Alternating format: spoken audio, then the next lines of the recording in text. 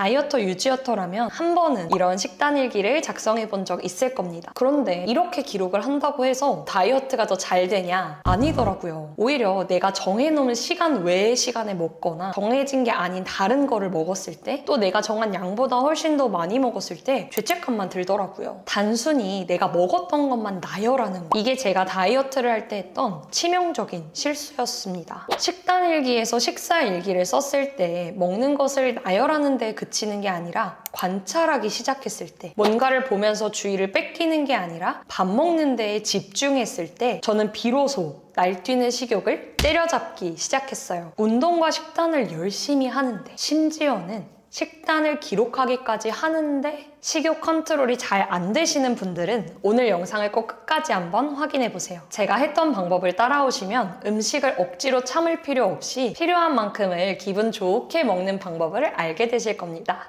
자, 그럼 날뛰는 식욕을 휘어잡으러 한번 가볼까요? 우리가 집중해야 할 것은 무엇을 언제 먹었는지가 아닙니다. 왜 그 식사를 선택했는지, 어떤 상황에서 먹었는지, 그리고 먹기 전, 먹으면서, 먹은 다음에 내 기분이 어땠는지. 그러니까 나와 식사를 살피는 게 훨씬 더 중요해요. 그리고 이거를 기록해야 합니다. 그래야지 다음에 밥을 먹을 때 이거를 먹을지 말지, 이 상태에서 내가 더 먹어도 될지, 다음에는 뭔가를 여기서 추가할지 뺄지에 대한 그런 피드백이 되는 거죠. 사실 식단 일기를 쓴다는 것 자체가 정말 대단한 일이거든요. 엄청 귀찮잖아요. 먹기 전에 사진 찍어야 되고, 그걸 또 언제, 뭘 먹었는지 그런 거 다 적어야 되잖아요. 그런데 보통 우리가 해왔던 그런 식단을 기록하는 방식은 내가 무얼 먹었는지, 몇 시에 먹었는지에만 초점을 두더라고요. 그런데 여러분, 여기에서 문제가 생깁니다. 본질이 아니라 숫자에만 집착을 하게 되거든요. 내가 어제보다 칼로리를 훨씬 더 많이 섭취한 것 같아. 내가 14시간 공복 지켜야 되는데 아직 30분이나 더 남았네? 그러니까 내 몸은 배가 고프다고 막 소리치고 있는데, 기력이 없다고 힘들어하고 있는데, 언제? 얼마에만 집중을 하면서 내 몸의 소리를, 신호를 무시하게 되는 거죠. 그리고 우리의 의지가 막 무한해서 평생 의지를 갖고서는 그 몸의 소리를 무시할 수 있느냐? 참을 수 있냐? 그것도 아니에요. 어느 날 옆자리에 앉아있던 동료가 내가 먹으면 안 되는 시간에 먹으면 안 되는 걸 줬어요. 정말 궁금했던 간식, 예를 들면 두바이 초콜릿 이런 거를 줬다고 한번 상상해 볼게요. 여러분, 두바이 초콜릿 그걸 어떻게 참겠어요? 에라 모르겠다 하고 먹어버리는 거죠. 그렇게 두바이 초콜릿을 시작으로 참아왔던 나의 식욕을 오픈하게 되는 겁니다. 그렇기 때문에 지금까지 여러분이 엄격한 교관의 시선으로 식사와 여러분을 바라봤다면 이제는 그러지 말자는 거예요. 지금부터는 이제 막 이유식을 시작한 아이를 바라보는 엄마의 마음으로 나와 식사를 바라보면 좋을 것 같습니다. 저는 이 세 가지를 살피고 그리고 기록하기 시작함으로부터 음식에 끌려다니는 게 아니라 선택을 하는 힘이 생겼습니다.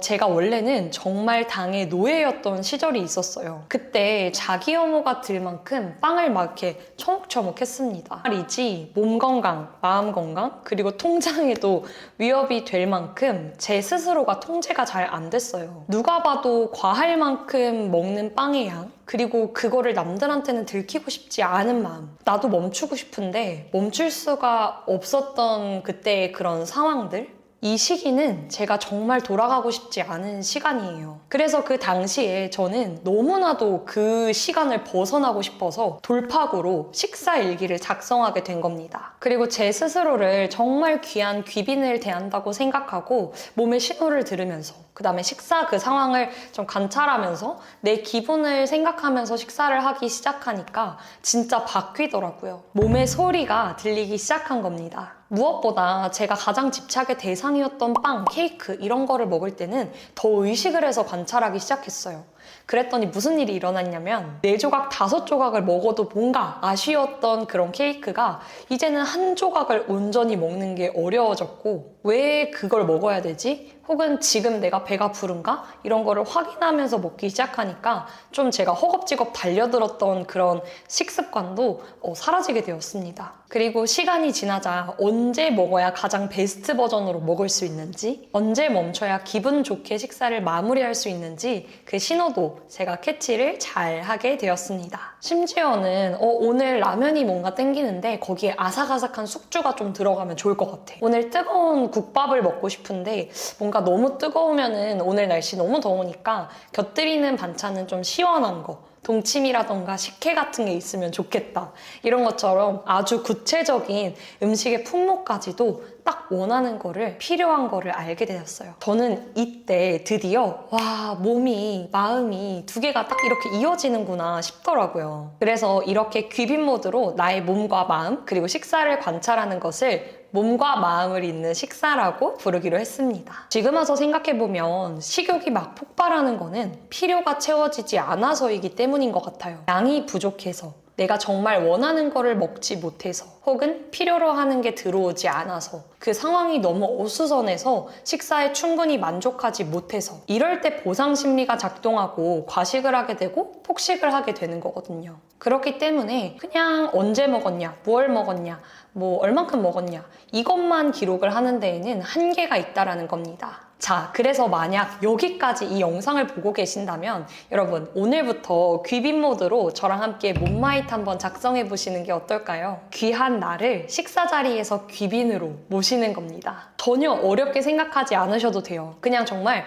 귀빈의 취향을 섬세히 파악한다라고 그 정도로 생각을 해보시면 좋을 것 같아요. 우리 귀빈님이 그 식사 상황이 편하신지 불편하신지, 그 메뉴를 왜 선택을 해야만 하는지, 식사를 할 때 포만감은 어떤지, 뭐 만족감은 어떠신지, 부족한 건 없는지, 이 메뉴를 별점을 준다면 몇 점을 줄 건지 등등요. 이렇게 질문은 정말 무궁무진할 수 있지만 아마 처음이신 분들이 많을 거예요. 그런 분들 같은 경우는 왜 이 식사를 선택했나? 내가 어떤 상황에서 먹고 그 상황이 어떻게 하면 더 나한테 찰떡같이 편안할까? 그리고 먹기 전, 먹으면서, 먹은 다음에 나의 만족감이나 포만감은 또 어떠한지, 요거를 기준으로, 이 세 가지를 기준으로 관찰을 해보시면 도움이 많이 되실 겁니다. 그리고 이 과정이 쌓이다 보면 나중에는 내가 굳이 막 기록을 하지 않더라도 이 직관이 딱 살아나면서 알아서 머릿속에서 몸마잇을 하게 되더라고요. 솔직히 말해서 옛날에 다이어트 할 때 적었던 그런 식단 기록은 그냥 기록을 위한 기록? 버려지게 되는 기록이었는데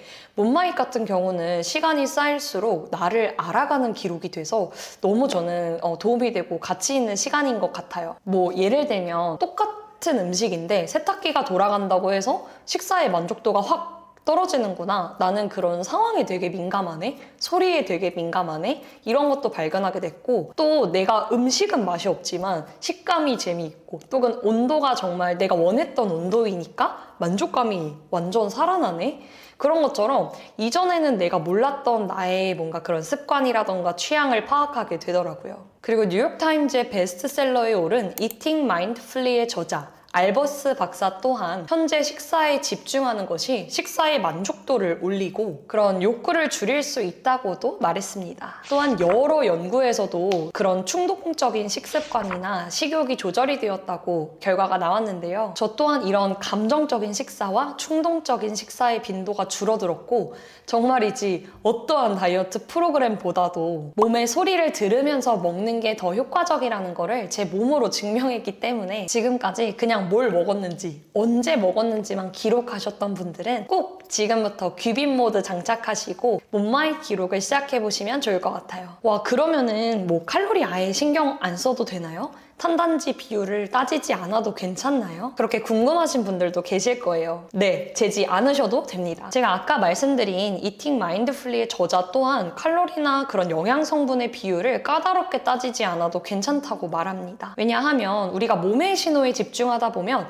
자연스럽게 몸이 필요한 만큼을 딱 신호를 줘서 먹게 되고요. 알아서 식욕이 조절되고, 또 충분히 몸에 필요한 게 찼을 경우에는 더 이상 뭔가를 과하게 탐하지 않기 때문이에요. 더 나아가서는 칼로리와 뭔가 그런 탄단지의 비율을 계산하고 계속 신경을 쓰는 것이 오히려 더 스트레스를 유발하기 때문입니다. 제가 생각했을 때 뭐 그냥 칼로리랑 그런 탄단지를 체크하는 것 자체가 문제는 아닌 것 같아요. 뭐 대회를 앞두고 있다거나 특정한 목적이 있고, 그리고 내가 뭐 식사를 일시적으로 좀 트래킹을 해봐야겠다라고 할 때는 도움을 받을 수도 있겠죠. 그러나 평생 그렇게 저울을 갖고 다니고 칼로리 어플을 체크하면서 살아갈 수는 없잖아요. 할머니가 되어서도 오늘 어플 체크해봤더니 뭐 단백질 부족하니까 배불러 죽겠지만 계란 우겨 넣어야겠다 뭐 이러면서 살고 싶은 분들은 아무도 없을 겁니다. 결국에는 몸과 마음을 연결하는 것이 정말 꾸준하게 지속 가능한 건강한 방법이라는 거죠. 여러분, 기록을 절대 멋지게 하시려고 부담 갖지 않으셔도 됩니다. 어플도 안 쓰시고 그냥 저처럼 구구절절 적으셔도 괜찮아요. 그냥 다이소에서 1,000원짜리 수첩 하나 사와서 훈련한다고 생각하고 혼자 먹을 수 있는 기회가 있을 때마다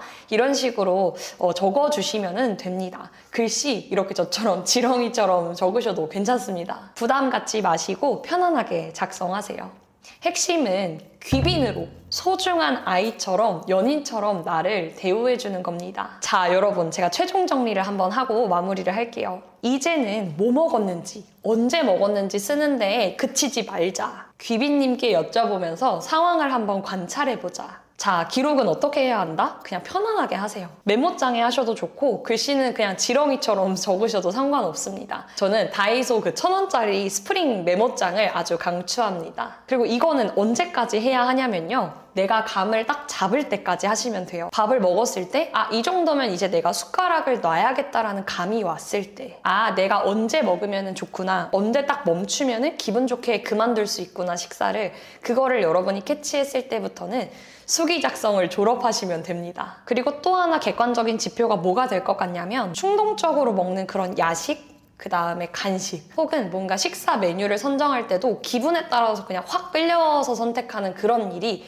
딱 손에 꼽히게 줄어야 돼요. 그러니까 음식에 그냥 이렇게 멱살 잡혀서 끌려가는 게 아니라 도도한 포지션으로 딱 선택을 할 수 있게 될 때 몸마이 수기 작성을 좀 졸업하신다고 보면 좋을 것 같아요. 저 같은 경우 이제 매일매일 수기로 쓰지는 않지만 머릿속으로 그게 자동 재생이 되는 것 같습니다. 예전에는 제가 거의 매일 아침 한 3-4개월을 쭉 했던 것 같고 그때도 가능하면은 뭐 3끼를 다 했던 적도 있고요. 무엇보다 제가 중독적으로 먹었던 그런 음식의 품목들, 특히나 빵, 뭐 케이크 이런 단 것들은 먹을 때마다 되도록이면 몸마이스에 꼭 작성을 했습니다. 그래서 제 생각에 지금까지 그래도 한 300번은 넘게 적지 않았을까 싶어요. 물론 사람마다 몸의 신호를 회복하고 또 정말 몸과 마음이 이어지는 시간은 다 다를 겁니다. 그러나 제가 확신할 수 있는 거는요, 포기하지 않으면 정말 반드시 몸의 신호는 다시 회복이 됩니다. 내가 억지로 제어하려고 애썼던 그 식욕도 자연스럽게 몸과 마음이 이어짐에 따라서 잠잠해질 거예요. 그리고 여기서부터는 나에게 정말 찰떡같이 맞는 베스트 버전의 식사, 그리고 나의 베스트 버전의 몸, 삶의 컨디션을 점점 찾아가게 될 겁니다. 그러면서 더 이상은 음식을 먹을 때 뭔가 불쾌하거나 허겁지겁 흡입하거나 뭔가 불안한 상태에 놓이지도 않게 될 거예요. 정말 기대해보셔도 좋습니다. 자, 여러분, 오늘은 정말 몸마잇의 기본 중에 기본인 부분을 알려드렸어요. 혹시나 몸마잇에 대한 더 자세한 참고가 필요하시다면 더보기란을 한번 확인해 주시면 좋을 것 같습니다. 자, 그럼 오늘 영상도 도움이 되셨기를 바라며 구독과 좋아요, 알림 설정까지 부탁드리고요. 오늘도 시간 내어 시청해 주셔서 정말 감사합니다. 안녕.